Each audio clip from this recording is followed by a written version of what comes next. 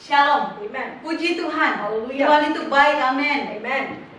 Mari kita siapkan hati kita di malam hari yang indah ini. Amen. Amen. Kita memperingati setiap kebaikan Tuhan. Haleluya. Kasih Tuhan. Amen. Pengorbanan Tuhan di kayu salib untuk Ya, setiap manusia. Yes. Mari kita siapkan hati kita menyembah Tuhan. Sembah Tuhan.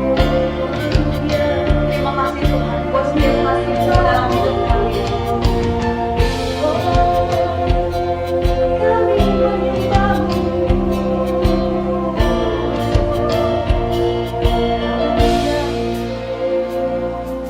Kasih-Mu hanya-Mu nyata dalam-Mu.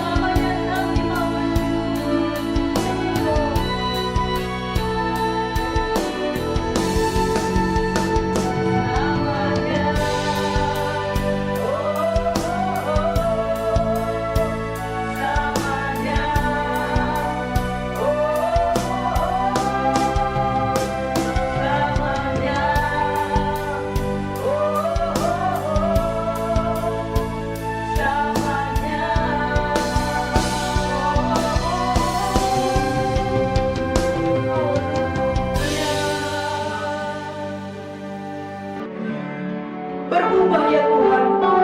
Saat ini kami mau bersyukur dan berterima kasih. Dan Tuhan kami mau Bapa mendengarkan firman-Mu, firman yang menghidupkan, yang membawa kami keluar daripada kegelapan. Bapa, kami bersyukur ya Tuhan, firman yang akan ditaburkan akan menjadi Bapa benih yang akan membawa keterangan dalam hidup kami. Kami bersyukur dan berterima kasih. Di dalam nama Tuhan Yesus Kristus kami berdoa. Amen. Jumpa kembali di dalam ibadah online kita, dan hari ini merupakan hari yang spesial untuk kita semua karena kita dapat merayakan Jumat Agung di rumah kita masing-masing. Saya percaya seluruh dunia pada hari ini yang merupakan hari yang pertama dalam hidup mungkin ya merayakan Jumat Agung di rumah. Dan tapi saya percaya kuasa Allah tetap mengalir walaupun di mana kita berada, sebab hadirat Allah itu ada di dalam kehidupan kita. Amen. Sempena Jumat Agung pada hari ini, saya ingin membawakan kita petikan firman Tuhan dari Ibrani pasal yang ke-9. Ibrani pasal yang ke-9 ayat ke-13 sampai ke-15. Ibrani pasal yang 9 ayat 13 sampai 15. Demikian firman Tuhan. Sebab jika dalam darah domba jantan dan darah lembu jantan dan percikan abu lembu muda menguduskan mereka yang najis, sehingga mereka disucikan secara lahiriah, betapa lebihnya darah Kristus yang oleh Roh yang kekal telah mempersembahkan dirinya sendiri kepada Allah sebagai persembahan yang tak bercacat, akan menyucikan hati nurani kita dari perbuatan-perbuatan yang sia-sia, supaya kita dapat beribadah kepada Allah yang hidup. Karena itu, Ia adalah pengantara dari suatu perjanjian yang baru, supaya mereka yang telah terpanggil dapat menerima bagian kekal yang dijanjikan. Sebab Ia telah mati untuk menebus pelanggaran-pelanggaran yang telah dilakukan selama perjanjian yang pertama. Firman Tuhan dengan jelas pada saat ini mengatakan bahwa darah Yesus Kristus mati untuk setiap kita, bagi setiap kehidupan kita, dosa-dosa kita. Saudara-saudari yang saya kasihi dalam nama Yesus, sewaktu Yesus dalam penderitaan di kayu salib, banyak menceritakan tentang darahnya tercurah bagi kita. Bahkan sebelum Yesus disalibkan, dikatakan di dalam Lukas 22 ayat 44 dikatakan, bahkan Ia mengeluarkan peluh Dia, air mata Dia, seperti titik-titik darah pada waktu itu. Ya, ini menandakan bagaimana darahnya yang tercurah sampai titik penghabisan. Darah Yesus tercurah untuk setiap kehidupan manusia. Di dalam beberapa petikan disebutkan di dalam Matius 27 ayat 29 sampai 30 dikatakan ketika Yesus dimahkotai duri, itu satu tanaman yang duri yang begitu tajam diletakkan di atas kepala Yesus. Dan dikatakan serdadu-serdadu memukul kepala Yesus dengan buluh. Betapa darahnya yang dicurahkan pada waktu itu. Dari atas kepala mengalir curahan darah. Pada saat ini saya ingin membawakan kepada kita tajuk kuasa darah Yesus. Bagaimana kuasa darah Yesus dapat memberikan impact di dalam kehidupan setiap kita orang Kristen. Bagaimana kuasa darah Yesus dapat memberikan kita kebebasan sampai pada hari ini. Ketika Dia dicambuk di dalam Markus 15 ayat 15, Yesus dicambuk. Kalau kita membayangkan bagaimana cambuk pada waktu itu, ya bukan seperti cambuk biasa, tetapi pada ujung-ujungnya dikatakan seperti ada benda-benda tajam. Ketika Yesus dicambuk dengan cambuk itu, ikut dengan serta daging-dagingnya yang terkeluar, yang tercabik. Itulah pengorbanan Dia. Bukan hanya sebatas itu saja, bahkan dikatakan lambungnya ditusuk dengan tombak.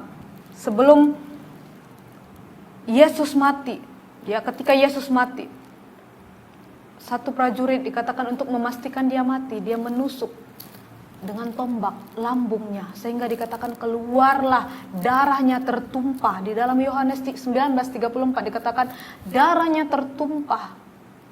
Dan di akhir sekali dikatakan air keluar. Mari kita melihat di ayat Yohanes 19 ayat ke-34. Apa yang dikatakan di sana? Apa yang dikatakan di dalam Yohanes 19 ayat 34 dikatakan, tetapi seorang dari antara prajurit itu menikam lambungnya dengan tombak dan segera mengalir keluar darah dan air.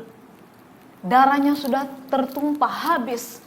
Karena sudah habisnya darah itu, yang tersisa hanya tinggal air. Saudara, darah melambangkan satu nyawa. Ketika kita kehabisan darah kita, maka kita akan kehilangan nyawa kita. Ketika seseorang di dalam eksiden, kecelakaan di jalan raya, ketika mereka kehabisan darah, pada waktu itu juga mereka akan kehilangan nyawa. Dan banyak kali eksiden-eksiden yang berlaku, kekurangan darah. Karena apa? Banyak darah yang tertumpah pada eksiden, ataupun dalam operasi, ya, pembedahan berlangsung. Adanya pendarahan, banyaknya darah yang terhabis, sehingga perlu memasukkan kembali darah. Darah melambangkan nyawa, kehidupan. Dan pada saat itu juga dikatakan darah Yesus habis untuk setiap dosa kita. Tangan dan kakinya dipaku, disalibkan untuk setiap kita. Jadi darah itu begitu penting bagi setiap kita orang Kristen. Pada saat ini, mengapa kita selalu memperingatkan tentang kematian Yesus? Kenapa kita memperingatkan tentang bagaimana kita merasakan kasih setia Tuhan melalui pertumpahan darahnya? Mengapa darah itu penting bagi setiap umat manusia? Bukan sekedar orang Kristen, tapi setiap umat manusia. Darah Yesus menebus dosa manusia. Mengapa penting darah Yesus bagi setiap kita? Apa kuasa apa yang ada di dalam darah Yesus? Yang pertama, darah Yesus menebus dosa manusia. Dalam Ibrani 9 ayat 14 tadi mengatakan bahwa betapa lebihnya darah Kristus yang oleh Roh yang kekal telah mempersembahkan dirinya sendiri kepada Allah sebagai persembahan yang tak bercacat akan menyucikan hati nurani kita. Darah Yesus menebus kita. Darah Yesus menyucikan hidup kita. Darah Yesus dicurahkan bagi semua manusia, tidak terkecuali siapapun kita. Kalau kita mengatakan pada saat ini, saya orang yang begitu berdosa, saya tidak layak di hadapan Tuhan. Justru karena itu Yesus datang. Yesus datang untuk setiap orang-orang yang berdosa. 2000 tahun yang lalu dia telah mempersembahkan kehidupannya di kayu salib untuk mati bagi semua orang. Mungkin kita bertanya, itu mungkin 2000 tahun yang lalu dia mati. Apakah itu relevan sampai sekarang? Iya, saya katakan, darah Yesus masih sangat relevan sampai hari ini. Karena dia satu kali mempersembahkan tubuhnya, mempersembahkan hidupnya untuk setiap manusia. Tidak kira dari 2000 tahun yang lalu sampai hari ini juga, dia merupakan persembahan yang hidup di hadapan Tuhan, yang tidak bercacat di hadapan Tuhan, untuk menebus setiap kita orang-orang yang berdosa ini. Yesus datang ke dunia untuk setiap manusia, bukan kepada satu golongan agama. Yesus tidak membawa agama datang ke dunia ini, tapi Yesus datang untuk kamu dan saya, untuk orang-orang yang bercacat ini, untuk orang-orang yang bercela ini, untuk orang yang hina ini. Yesus datang. Agama banyak mengajarkan kita tentang kebaikan dan perbuatan amal. Perbuatan hidup saleh, hidup untuk memberikan sumbangan kepada orang yang miskin. Agama hanya mengajarkan tentang kebaikan. Tapi apakah itu akan membawa kita kepada ke surga, keselamatan? Saya katakan tidak. Karena kita perlu seorang penebus untuk setiap dosa-dosa kita.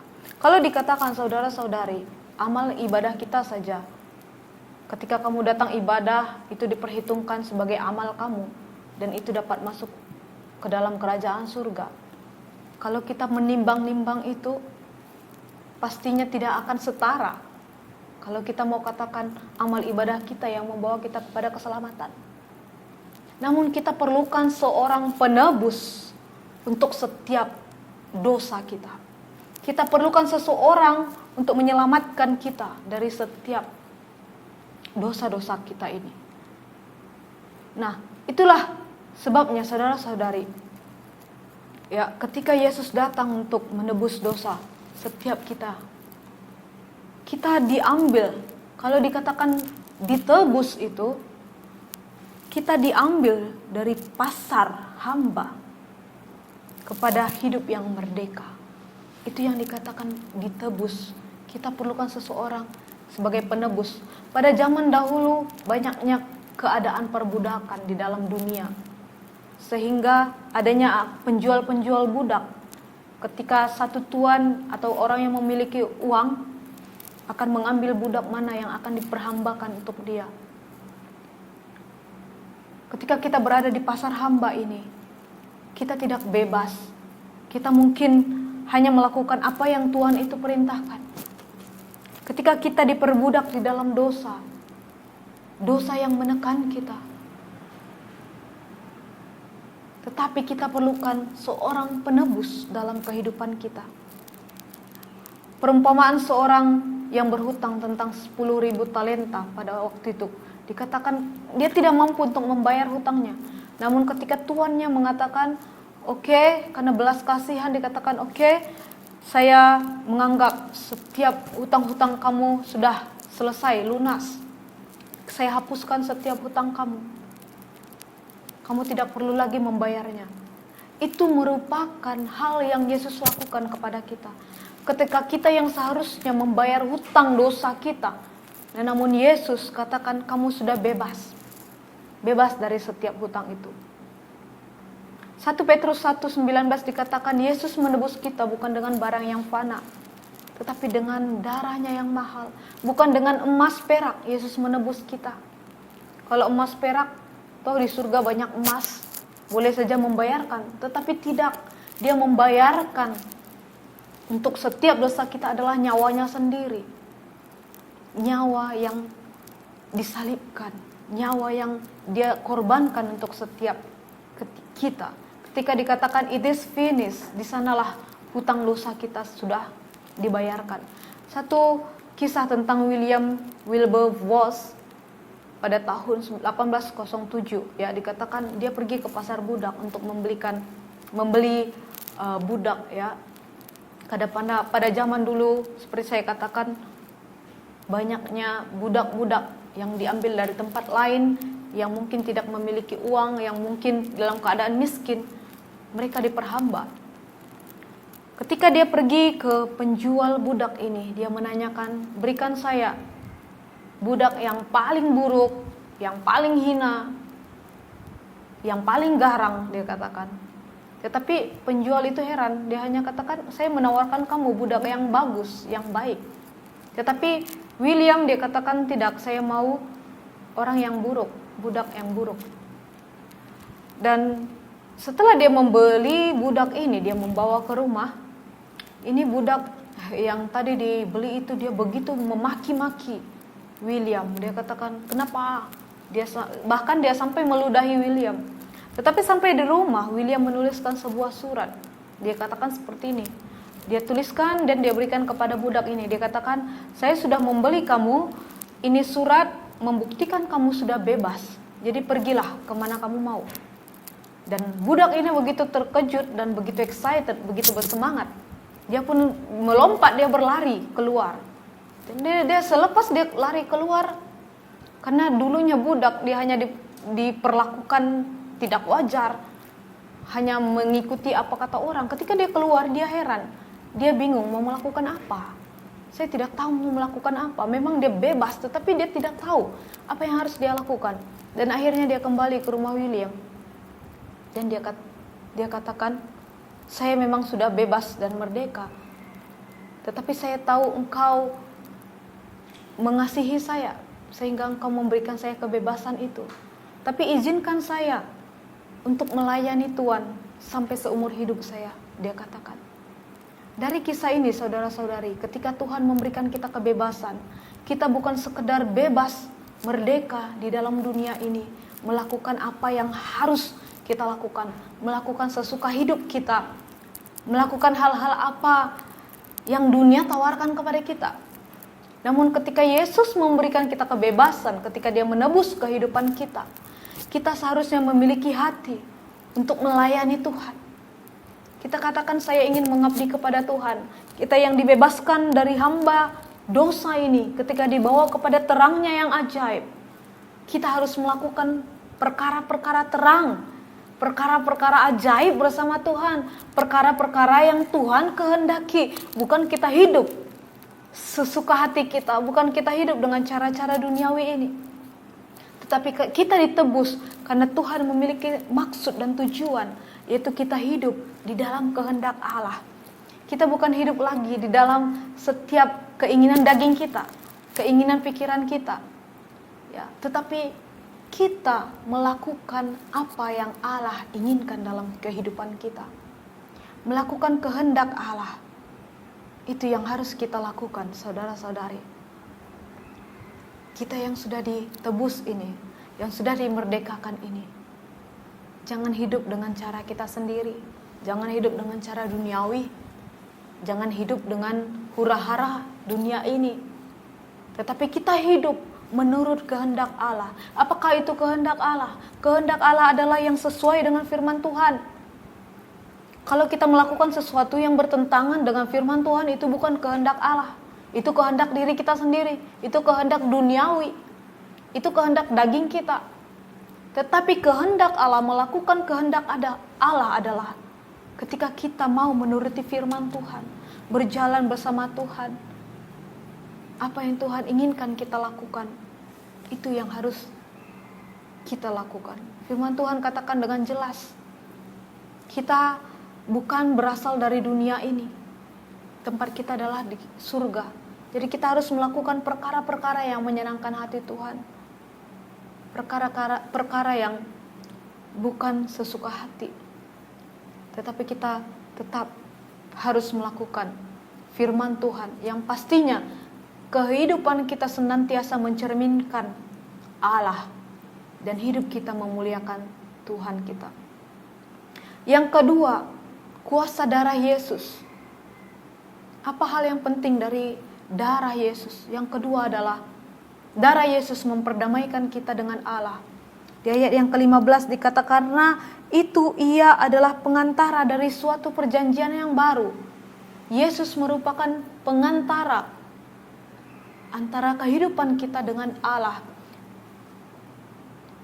Dikatakan di dalam Efesus 2 ayat 13-14 mengatakan, tetapi sekarang di dalam Kristus Yesus, kamu yang dahulu jauh sudah menjadi dekat oleh darah Yesus Kristus.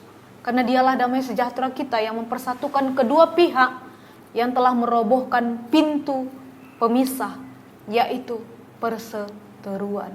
Saudara, dikatakan kita dahulu jauh sudah menjadi dekat. Dikarenakan Yesus Kristus, darahnya yang menebus kita. Setiap tembok yang tadinya dibangun merupakan satu tembok dosa.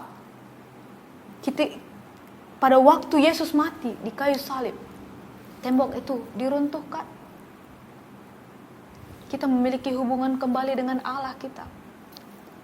Manusia pertama Adam dan Hawa jatuh ke dalam dosa. Itu yang memulakan.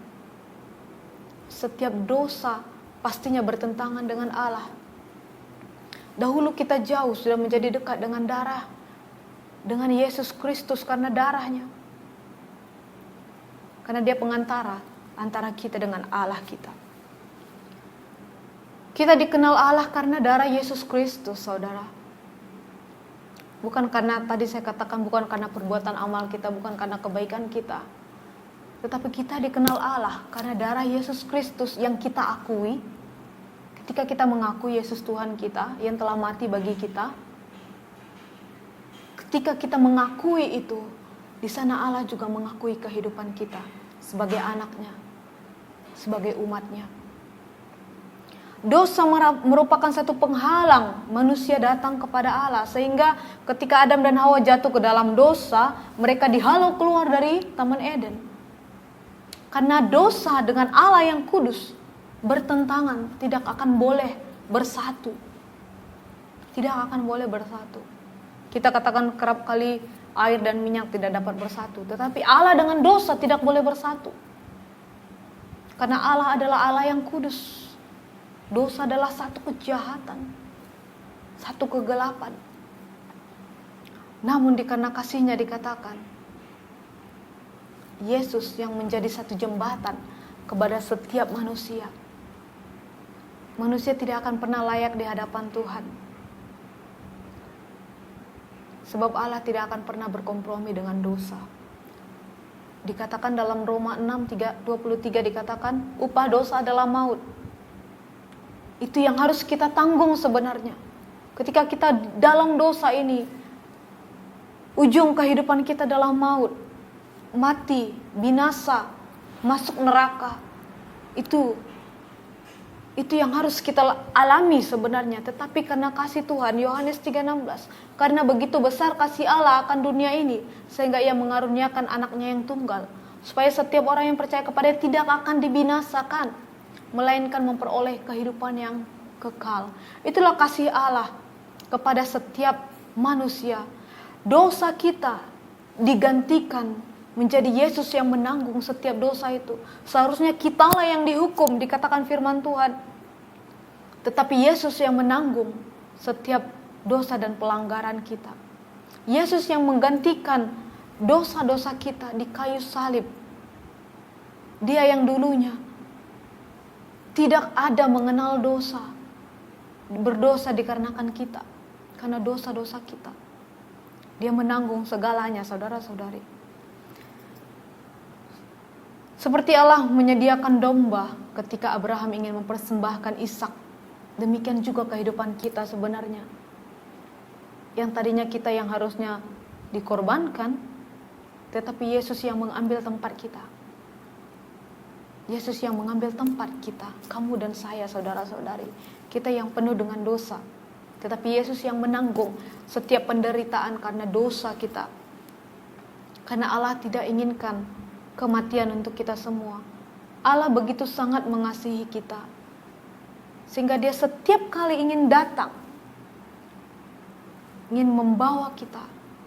Namun kita memiliki kekerasan hati, kita katakan, biar saya dulu berhura-hura Tuhan, biar saya dulu hidup dengan cara kita sendiri. Namun Allah senantiasa mengingatkan kita, kembali kepada Dia, kembali kepada Dia. Dalam segala keadaan, saudara-saudari, Tuhan inginkan kita kembali. Kadang banyak tantangan, kadang banyak dugaan, kadang banyak masalah. Sebenarnya hal ini untuk membawa kita kembali kepada Tuhan juga, untuk mengingat setiap kali pengorbanan yang Tuhan lakukan di dalam kehidupan kita. Mari saudara-saudari datang kembali kepada Tuhan. Jikalau kita katakan, saya tidak layak Tuhan, ini masanya, masih ada masa lagi Tuhan berikan kepada kita. Masa ini masih terbuka, zaman kasih karunia masih ada. Tapi selagi ada masa ini, jangan kita pernah sia-siakan saudara-saudari. Tapi pada saat ini, mari kita datang kembali kepada Tuhan. Sebab Yesus, dimanapun kamu tidak akan pernah temukan, Yesus hanya katakan, akulah jalan, kebenaran dan hidup. Tidak ada seorang pun yang datang kepada Bapa kalau tidak melalui aku. Hanya Yesuslah jalan satu-satunya untuk kita datang kepada Tuhan. Yesus yang memperdamaikan kita, yang dulunya kita berseteru dengan Tuhan, berlawan dengan Tuhan karena dosa kita. Tetapi Yesus yang menjadi satu pengantara untuk mendamaikan kita dengan Allah kita, dengan Tuhan kita. Tidak ada jalan lain, saudara-saudari. Hanya Yesus yang membukakan jalan untuk setiap kita. Satu kisah tentang seorang kakak beradik yang dulunya begitu sangat rapat, sangat dekat, saling mengasihi satu dengan yang lain. Tetapi dikarenakan satu hal yang kecil, mereka bergaduh. Ya, mereka memiliki tanah yang luas. Tetapi ketika mereka bergaduh, mereka mengambil bagian masing-masing. Begitu tanah yang berekar-ekar, begitu luas tanah itu, dan si adik pergi dengan bagian dia sendiri dan si kakak pergi dengan bagian dia sendiri. Sehingga adanya satu jurang yang memisahkan mereka. Dikarenakan luasnya tanah itu, si adik coba membangun atau membuat sebuah bendungan atau sungai yang pastinya supaya dia terpisah dengan kakak dia. Ketika dia membangun sungai itu sehingga agak sedikit sukar untuk kakak dan adik untuk saling melihat. Mereka tidak dapat melihat bertatap muka lagi dikarenakan keegoan masing-masing pada waktu itu. Mereka mau berpisah dikarenakan hal-hal yang kecil. Nah, sehingga satu kali datang seorang tukang kayu mengetuk rumah si kakak, dikatakan, adakah pekerjaan untuk saya? Dan ketika si kakak ini melihat apa yang kamu boleh lakukan, dan dikatakan, apa saja yang kamu inginkan, saya boleh lakukan untuk kamu. Dan ketika kakak itu katakan, oke, di sana, ujung sana, adik saya punya rumah. Dan dia sudah membangun sebuah sungai untuk memisahkan kami. Saya ingin kamu membangun sebuah tembok, dia katakan kepada si tukang kayu. Saya ingin kamu membangun sebuah tembok ataupun pagar, supaya saya langsung tidak akan melihat rumah dia di mana, supaya saya langsung tidak akan melihat muka dia. Dan akhirnya tukang kayu kata, oke, saya bersetuju. Dan akhirnya si kakak menyediakan semua keperluan-keperluan untuk membangun sebuah tembok pada waktu itu. Dan ketika si tukang kayu mulai bekerja, dia melakukan pekerjaannya. Dan setelah selesai pekerjaannya itu, si kakak melihat apa yang dibangun oleh si tukang kayu ini. Ketika dia melihat, dia bertanya, kenapa kamu tidak melakukan apa yang saya lakukan? Saya suruh kamu membangun sebuah tembok, membangun sebuah pagar. Tapi kenapa kamu mendirikan sebuah jembatan? Dan akhirnya dari ujung tempat adik dia tadi, adiknya berlari menuju jembatan itu. Dan dia katakan, dia dengan tangan terbuka, dia kata, kakak, dia menjerit, dia, kakak, saya begitu merindukan kamu. Dan dia memeluk kakak dia katakan, saya begitu ego, saya membangun sungai supaya kita tidak bertemu, tapi kamu membangun jembatan untuk kita bertemu kembali. Dan akhirnya mereka pun berbaikan kembali. Saudara-saudari, dari apa kisah ini? Hanya saya ingin menekankan bahwa jembatan itu yang dibangun oleh Yesus untuk memperbaiki hubungan kita dengan Allah. Jangan kita sia-siakan kesempatan ini, saudara-saudari. Hati Allah senantiasa merindukan kita untuk kembali. Hati Allah setiap kali kita melakukan kesilapan, setiap kali kita jauh dari Dia, Dia ingin kita untuk kembali kepadanya, untuk hidup berdamai dengan Allah. Itu yang Tuhan inginkan. Oleh sebab itu, saudara-saudari, mari datang kembali kepada Tuhan. Kita bangun kembali hubungan kita dengan Tuhan. Jikalau kita yang ada di rumah, kita katakan, saya sudah begitu jauh dari Tuhan. Seperti firman Tuhan tadi katakan, dulu kita jauh, namun kita dekat dikarenakan darah Yesus Kristus. Hanya darah Yesus Kristus yang mampu menebus hidup kita, yang mampu memperdamaikan kehidupan kita dengan Allah. Oleh itu, saudara-saudari, mari datang kembali kepada Tuhan. Jangan lepaskan peluang ini untuk kembali mengecapi kasih Allah. Kasih Dia tidak pernah berubah, kuasa Dia tidak pernah berubah. Dari dulu, sekarang, dan sampai selama-lamanya, Allah kita tetap sama, tidak pernah berubah. Kita saja sebagai manusia yang kerap berubah. Kita kerap berubah dari setiap hati kita. Antara hati dengan firman Allah, hati kita kerap kali berubah-ubah, namun firman Allah tetap sama, dulu, sekarang, dan selama-lamanya. Tetapi biar hati kita ini diisi oleh Allah kita, penebus kita, Yesus Kristus yang memperdamaikan kita. Oleh sebab itu, saya ingin mengajak kita semuanya untuk datang kembali kepada Allah kita yang hidup, yang memberikan kita kehidupan yang baru. Yang ketiga, dikatakan, apa kuasa darah Yesus bagi setiap orang-orang percaya? Darah Yesus menyembuhkan kita dari segala sakit penyakit. Di dalam Yesaya 53 ayat 4-5 dikatakan, tetapi sesungguhnya penyakit kita lah yang ditanggungnya, dan kesengsaraan kita yang dipikulnya, padahal kita mengira Dia kena tulah, dipukul dan ditindas Allah. Tetapi Dia tertikam oleh karena pemberontakan kita, Dia diremukkan oleh karena kejahatan kita. Ganjaran yang mendatangkan keselamatan bagi kita ditimpakan kepadanya, dan oleh bilur-bilurnya kita menjadi sembuh. Perkataan bilur-bilur Yesus, seringkali kita berdoa, bilur-bilur Yesus, segala sakit penyakit disembuhkan. Apakah itu bilur-bilur Yesus? Bilur-bilur itu merupakan satu bekas luka di dalam tubuh ataupun kulit seseorang, saudara. Ketika Yesus tadinya yang kita katakan Dia dicambuk, cambuk yang untuk yang dipakai, Cambuk yang dipakai untuk memukul Yesus itu bukan cambuk biasa. Tapi cambuk yang dipakai itu adalah cambuk yang ujungnya merupakan bagian-bagian tajam. Ketika mereka itu ditancapkan kepada tubuh Yesus, ditarik kembali, kita melihat cebisan-cebisan daging Yesus tertarik bersama-sama dengan cambuk itu. Bilur-bilur Yesus menyembuhkan segala sakit penyakit. Bilur-bilur luka-luka yang dialami Yesus itulah yang menyembuhkan setiap kita. Itulah yang menanggung segala kesakitan kita.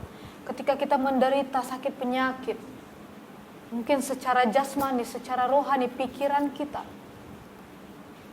penyakit apapun yang kita derita, saudara-saudari, dikatakan oleh bilur-bilur Yesus segala sakit penyakit disembuhkan, telah disembuhkan. Yesus telah menanggung segala dosa dan penyakit itu, kutukan itu di kayu salib, untuk membebaskan setiap kita dari segala sakit penyakit kita.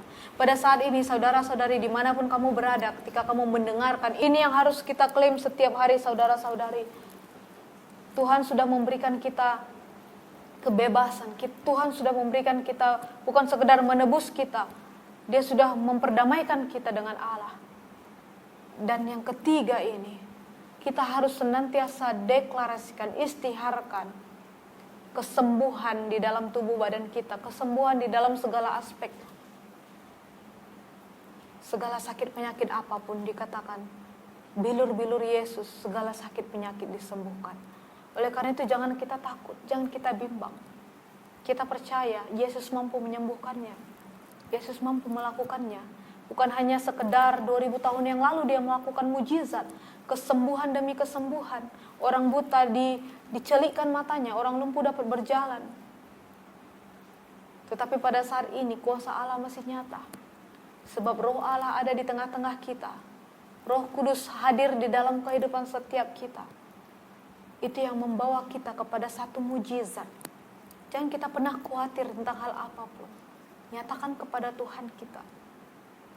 Pada saat ini kita juga harus mendoakan setiap orang yang terinfeksi dengan virus corona ini.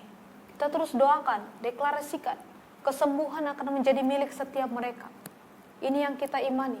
Saudara, ini adalah berita yang sangat gembira yang harus kita tahu dalam kehidupan kita sehari-hari. Darah Yesus, bilur-bilur Yesus menyembuhkan sakit penyakit.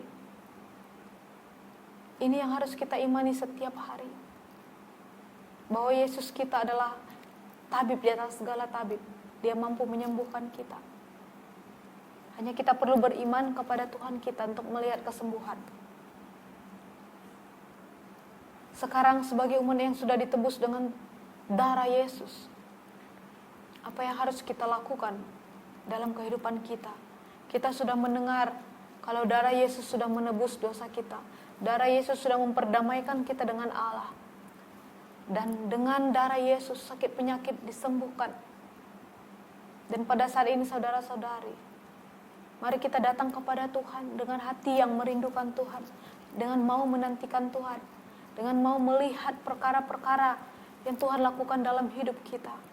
Kita harus memiliki iman, jangan memiliki keraguan-raguan seperti Thomas.